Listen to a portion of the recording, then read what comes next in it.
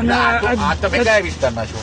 અમે તો અહીંયા ચુડાસણ જ રહીએ. નહીં, ગામ ગાંધીનગરના જ છીએ. ગાંધીનગરના છો. આ એકચ્યુઅલી નોકરી મેળવવાનું કામ ગાંધીનગર વાળાનું કોઈનું નથી.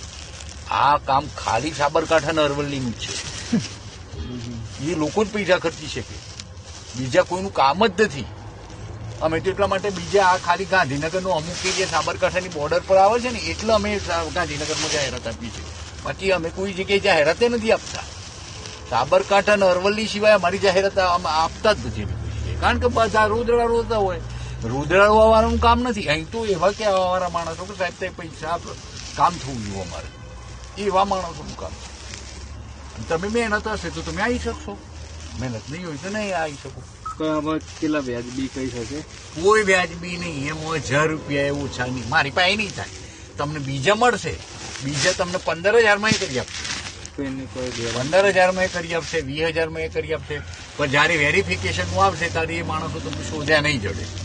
આખા ગુજરાત રાજ્યમાં એક લોર્ડ કૃષ્ણા RM પટેલ જ એક વ્યક્તિ એવી છે કે એ લોકોના લોર્ડો જયારે વેરિફિકેશન કે કમ્પ્લીટ જયારે સરકારના જે પણ જવાબો જોતા હોય ત્યારે મેં આપ્યા છે.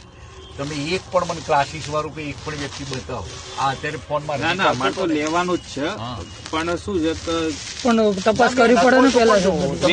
SCBC માં આવો છો? OBC માં આવીએ છીએ. હા, તો થઈ શકે. ગઈ વખતે બી મેરિટ કેટલું અટક્યું હતું આમ અંદાજિત? અમારી મહેનત તો સાહેબ અમે 1 કે 2 માસ માટે જ રહી જઈએ. સૌથી નીચેનો બંધ કરો.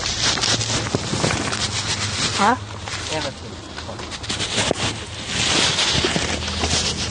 મેરિટ તો ગયા વખતની વાત જુદી હતી.